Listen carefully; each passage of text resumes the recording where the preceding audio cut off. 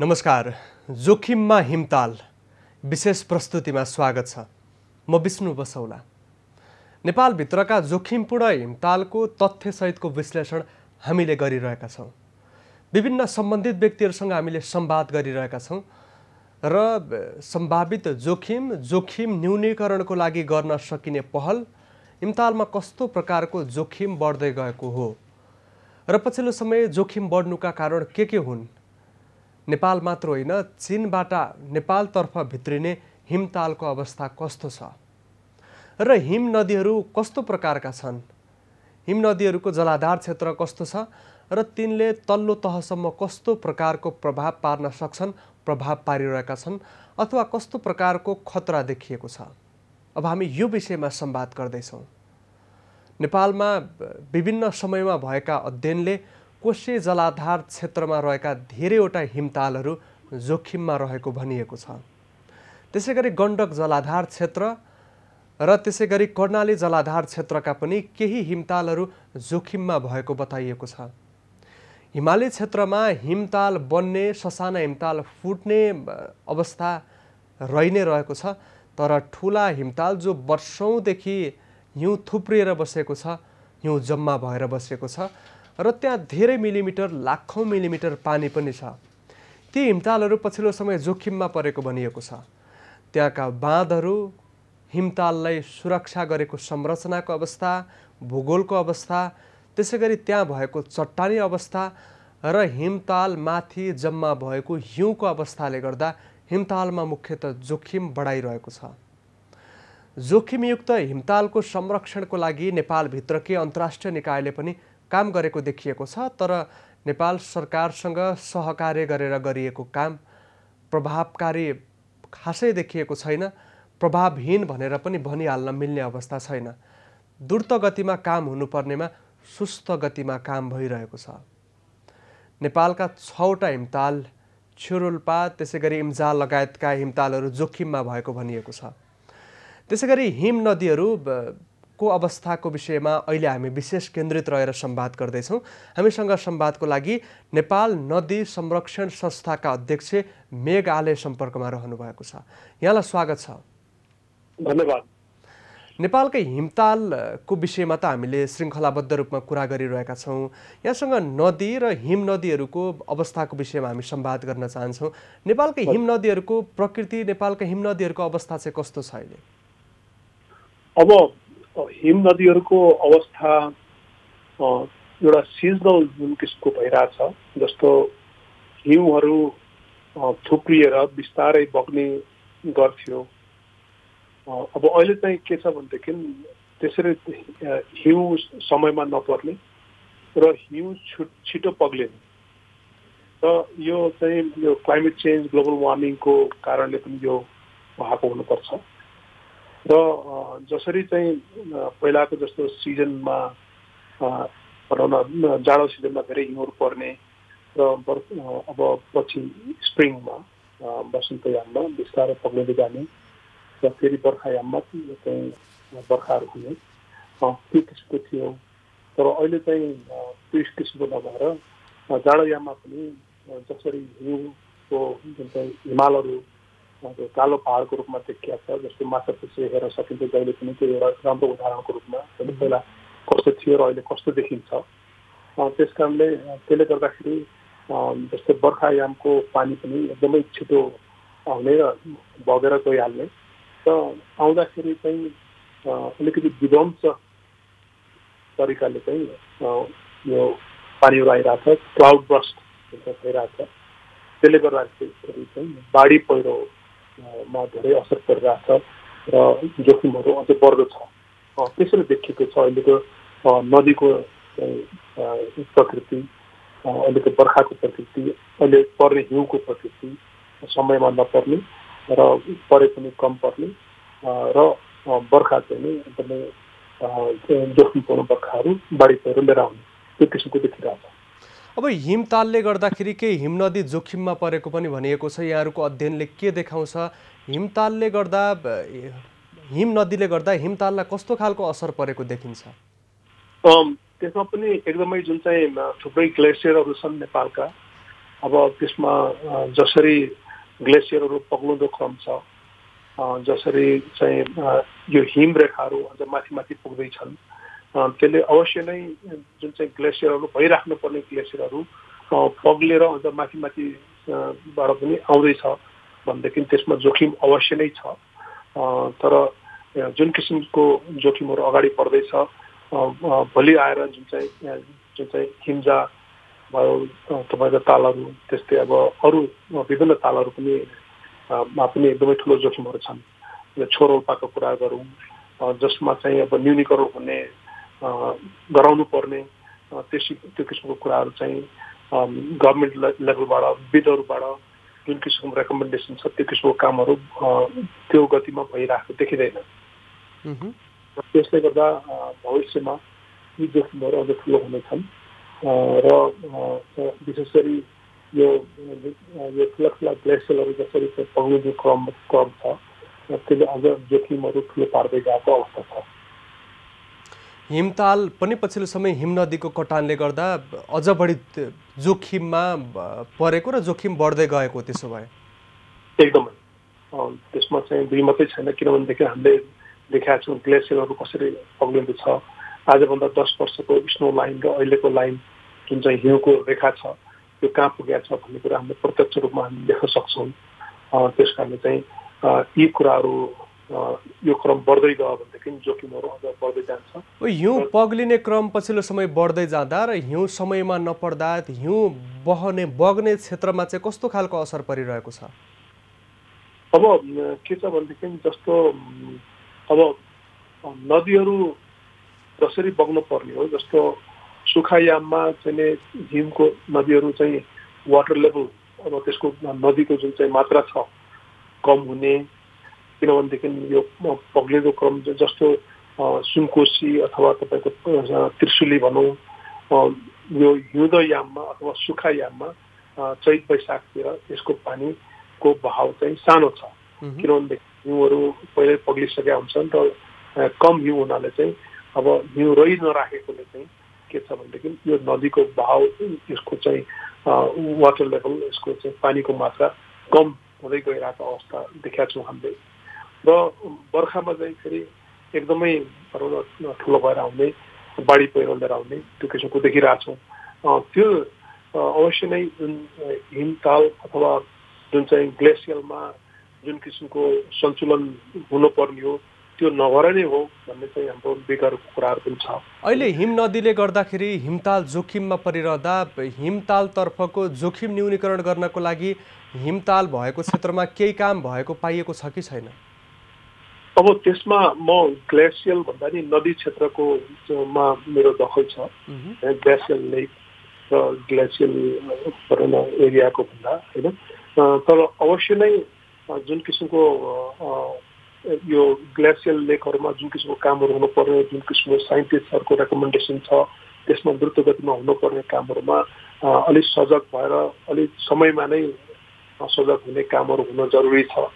र फेरि यो मान्छेले मात्रै गरेर कति सम्भव छ र त्यसलाई चाहिँ न्यूनीकरण गर्नलाई के गर्नुपर्छ, जुन किसिमको साइन्टिस्टहरूको रेकमेन्डेसन छ त्यसलाई चाहिँ गभर्मेन्टले फलो गर्ने, त्यहाँका वरिपरिका जनसमुदायले फलो गर्यो भने, त्यसको अनुसरण गर्यो भने त्यसको जोखिम न्यूनीकरण हुन सक्छ। तर न्यूनीकरण मात्रै हुन्छ, तर रोक्न चाहिँ त्यति सजिलो छैन। जोखिम न्यूनीकरणको लागि कस्ता कस्ता खालका उपाय अवलम्बन गर्न सकिने अवस्था छ? अब सबभन्दा ठुलो कुरो चाहिँ त अब यो क्लाइमेट चेन्ज, ग्लोबल वार्मिङलाई कसरी ट्याकल गर्ने भन्ने कुराहरूमा नै छ होइन। यो जुन किसिमको वन संरक्षण लगायतका यो चाहिँ बाढी पहिरो संरक्षण कसरी हुन सक्छ, यसलाई चाहिँ न्यूनीकरण कसरी गर्न सकिन्छ, वृक्षारोपणका कुराहरू होलान्। तर अरू जोखिम न्यूनीकरण भनेको त्यहाँका चाहिँ ग्लेसियल लेक एक्सपर्ट साइन्टिस्टहरूले त्यहाँ भूगर्भविदहरूले जे भनेका छन् ती कुराहरूको अनुसरण गर्ने जरुरी छ।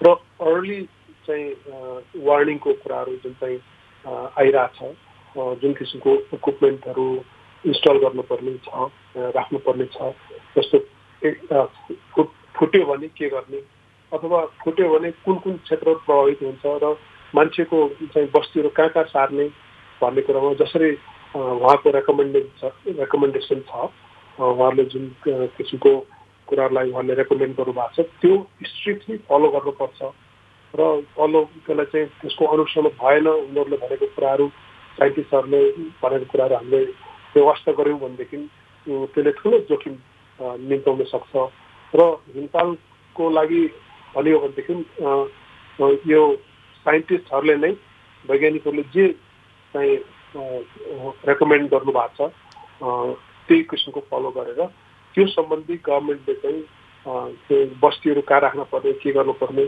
त्यहाँ चाहिँ अर्ली वार्निङ कसरी दिन सकिन्छ त्यो कुराहरू चाहिँ हामीले तलसम्म त्यो चाहिँ हामीले मेन्टेन गऱ्यो भनेदेखि त्यो जोखिम चाहिँ न्यूनीकरण त्यसबाट हुन सक्छ नत्र चाहिँ हिमतालको पानीलाई कसरी फेरि निकाल्ने अथवा अहिलेको टेक्नोलोजीमा कतिले भनेका छन् त्यो हिमतालको पानीलाई न्यूनीकरण गर्दाखेरि पनि त्यसबाट चाहिँ एनर्जीको पनि निकाल्ने सम्भावना हुन सक्छ अनि साइन्टिस्टहरूको एकमत छ भनेदेखि अरू कति साइन्टिस्टले यसलाई यसको पानीलाई कसरी चाहिँ बिस्तारै ड्रेन गर्न सकिन्छ भन्ने कुराहरू पनि छन्।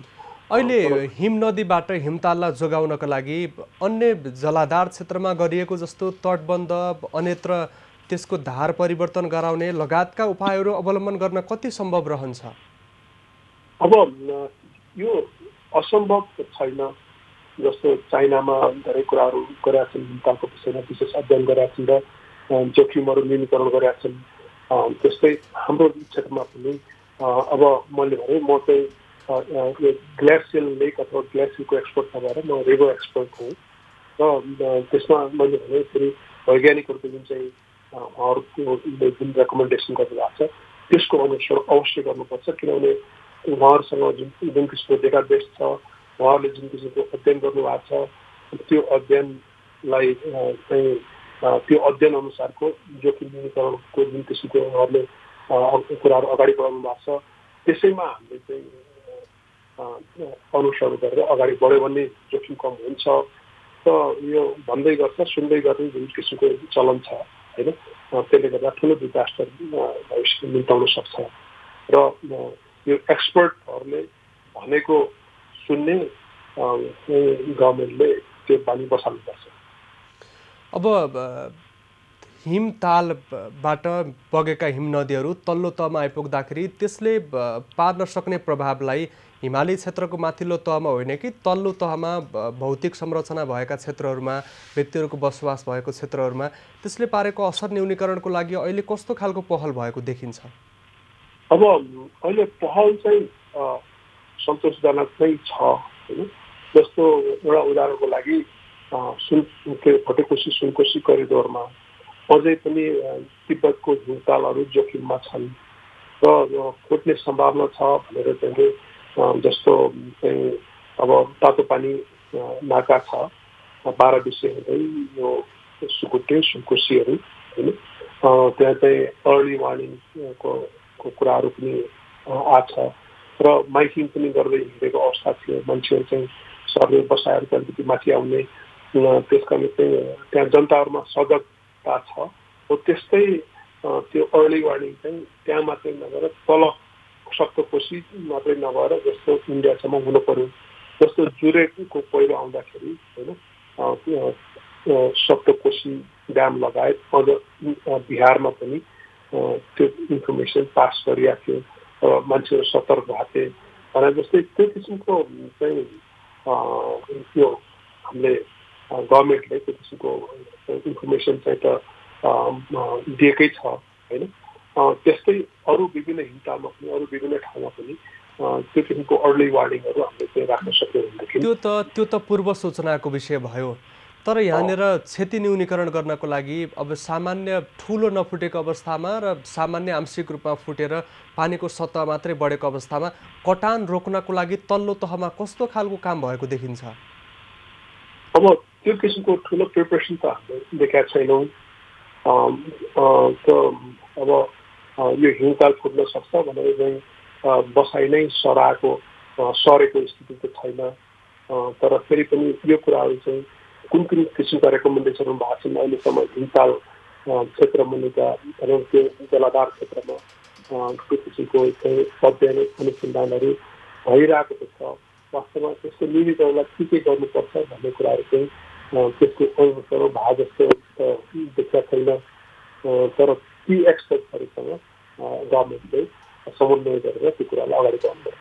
परिणाममुखी काम चाहिँ किन हुन सक्दैन? यहाँहरूको अध्ययनले के देखाउँछ? तल्लो तहमा संरचनाहरू जोगाउनको लागि, क्षति न्यूनीकरण गर्नको लागि जति पनि अध्ययन भएका छन् ती व्यवहार त कार्यान्वयनमा किन आउन सक्दैनन्? अब यसमा के छ भने सबभन्दा ठुलो कुरा त यो चेतनाकै कुरा हो। यसको जोखिम के हुन सक्छ, कति क्षति पुर्याउन सक्छन् र फेरि चेतनाको कमीले गर्दाखेरि गभर्मेन्टले अब अहिले चाहिँ कति ठाउँमा देखिरहेको छ यो बस्ती जोखिममा छ, तपाईँ यहाँबाट सर्नुपर्छ भन्दाखेरि चाहिँ कति बस्तीहरू नसरेको अवस्था छ र त्यही जोखिममा रहँदै बस्दै यो पहिरो गएर बाढी गएर भगाएको अवस्था पनि छ। त्यो सबै के हो भन्दा गभर्मेन्टले चाहिँ कुन क्षेत्र कुन ठाउँमा बस्न हुने कुन ठाउँमा नहुने पहिला कुरा, र त्यहाँको बस्ती सारिसकेपछि उनीहरूलाई चाहिँ न्यूनतम पूर्वाधारहरू कसरी दिने र कहाँ लैजाने भन्ने व्यवस्थापन पनि अब कमी कमजोरीहरू देखिरहेकै छ। र त्यस कारणले चाहिँ त्यो दुईटै गभर्मेन्टले चाहिँ राम्रो व्यवस्थापन गर्न सक्नु पर्यो र गभर्मेन्टले भनेपछि एक्सपर्टहरूले भनेपछि त्यो बस्तीहरू खाली गर्नु पर्यो। त्यो दुईटैकोमा चाहिँ अब एउटा चाहिँ अब एउटा चेतनाको कमी नै हो। अनि अर्को चाहिँ गभर्मेन्टले पनि यो कन्फिडेन्ट विश्वास जनतामा चाहिँ दिलाउनु पर्यो भने त्यो छोडे पनि हामीले चाहिँ राम्रो पूर्वाधार दिन सक्छौँ र यो व्यवस्थित हुन्छ भन्ने चाहिँ कन्फिडेन्स पनि चाहिँ गभर्मेन्टले दिन सक्नु पर्यो। त्यो भयो भने बल्ल अलिक सहज हुन्छ। नत्र फेरि अन्यत्र सार्ने तर त्यो त्रिपाल नै ओढाएर राख्ने भनेर पनि त्यसले गर्दाखेरि अब बरु जोखिमपूर्ण भए पनि घरमै बस् भन्ने त्यो सोचहरू कति बस्तीहरूमा जनताहरूमा छ। र त्यसलाई फेरि चेतनाको कमी र गभर्मेन्टको विश्वसनीयता जनतासँग चाहिँ बढाउनु जरुरी छ। हामी हिमालको उचाइबाट पहाडसम्म आइपुग्यौँ। अब तराईका क्षेत्रहरूमा जहाँनिर जल सतह सामान्य अवस्थामा भन्दा केही बढेको अवस्थामा पनि असर पर्न सक्ने ठाउँ रहन्छ। डुबानका समस्यादेखि अन्य जलाधार क्षेत्रसँग हिम नदीहरू आएका नदीहरू जोडिने ठाउँमा चाहिँ त्यहाँ चाहिँ कति व्यवस्थित काम भएको योजना बनेको देखिन्छ र त्यहाँ कस्तो खालको व्यवस्थापन आवश्यक छ?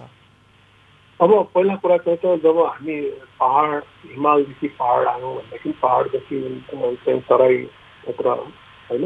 अब पहाडको अहिलेको स्थिति एकदमै भयावह छ।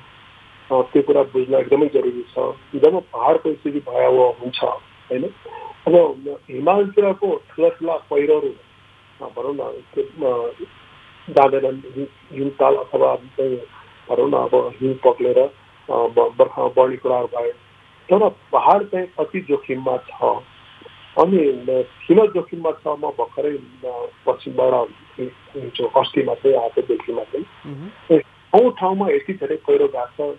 यो हाइवेको नजिक खेतबारीहरू पुरिया छ। खेतीहरू चाहिँ भर्खर लागेको धान खेतीहरू चाहिँ सबै बगरमा परिणत भएको छ।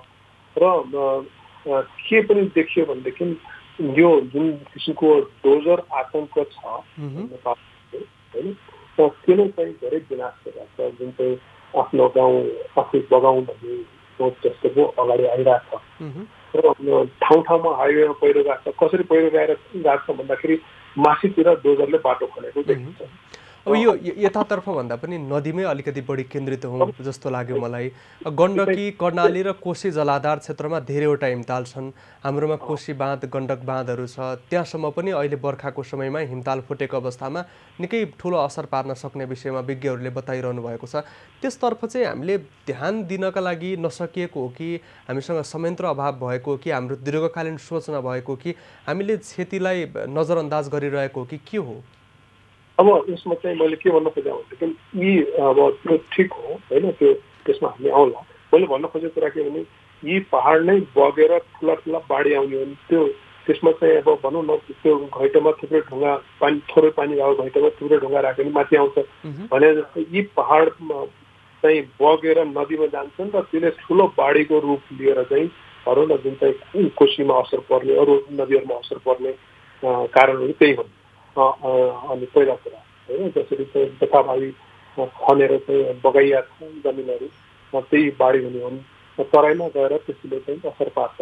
अब रह्यो तराईको कुरा, हिमताल अथवा बाढी पहिरो आएर चाहिँ ठुला चाहिँ भएर चाहिँ कोशीका चाहिँ घटाहरू खोलिन पुगेका छन् भनेदेखि के छ भनेदेखि अब नेपाल क्षेत्रमा चाहिँ तपाईँले के छ भनेदेखि जस्तो अब चाहिँ बाटोको नाममा बोर्डरमा जसरी ड्याम बनाइएको छ चाहिँ भारतले होइन उता क्षेत्रमा त्यो चाहिँ भनौँ न जुन किसिमको सन्धि अनुसारको हुनुपर्ने अथवा चाहिँ भनौँ न उहाँको बारी अथवा खेत जोगाउन जनता जोगाउन चाहिँ नेपाललाई डुबानमा पार्ने जुन किसिमको चाहिँ प्रवृत्ति छ त्यसलाई न्यूनीकरण हामी नगर्दासम्म चाहिँ यो बाढी चाहिँ जहिले पनि आइरहेको छ, डुबान त जहिले पनि भइरहेको छ। जस्तो अब कोशीको पनि जुन चाहिँ तपाईँको कुरा गर्ने त्यो ड्याम चाहिँ डेट एक्सपायर भइसक्यो हो, त्यसलाई अब खोल्ने कि चाहिँ त्यसलाई अर्को बनाउने कि अनि के हो त्यो चाहिँ छिटो गर्नु जरुरी, ध्यान दिन आवश्यक छ। हुन्छ, समग्र विषयमा यहाँसँग केही प्रश्नको जानकारी र सार्वजनिक रूपमा उपलब्ध गराउने हामीलाई अवसर प्राप्त भयो। यहाँलाई समय र संवादको लागि धन्यवाद दिन चाहन्छु। मलाई समय दिनुभयो यो कुराहरू राख्नु र विशेष गरी के नदीको कुरा गर्ने भनेदेखि यो नदी जोगाउने र देश बचाउने सोच अगाडि आयो भने यो सार्थक हुन्छ र नदी बेचेर होइन कि नदीको सदुपयोग गरेर राष्ट्रलाई समृद्ध बनाउनु पर्छ भन्ने कुराहरू चाहिँ हामीले सबै जनमानसमा पुर्याउनुपर्छ। समयको लागि समय बोल्ने मौका दिनुभयो त्यसको लागि धन्यवाद। हामीसँग मेगाले संवादको क्रममा सम्पर्कमा रहनुभएको थियो। नेपाल नदी संरक्षण संस्थाका उहाँ अध्यक्ष रहनुभएको छ। हिम नदी संरक्षणदेखि हाम्रा नदीहरूको अवस्थाको विषयमा हामीले उहाँसँग संवाद गऱ्यौँ। हिम नदी जोखिममा परेको भनिएको छ। यसको जोखिम न्यूनीकरणको लागि बेलैमा ध्यान पुर्याउन नसके ठुलो क्षति बिहोर्नु नपर्ला भन्न सकिन्न। यसतर्फ सम्बन्धित निकायले बेलैमा ध्यान दिन आवश्यक छ। कार्यक्रम आजलाई यति नै।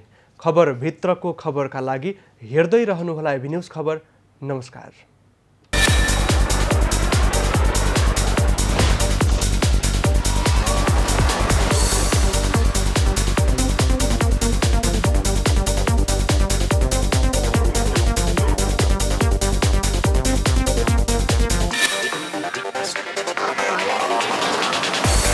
शिवम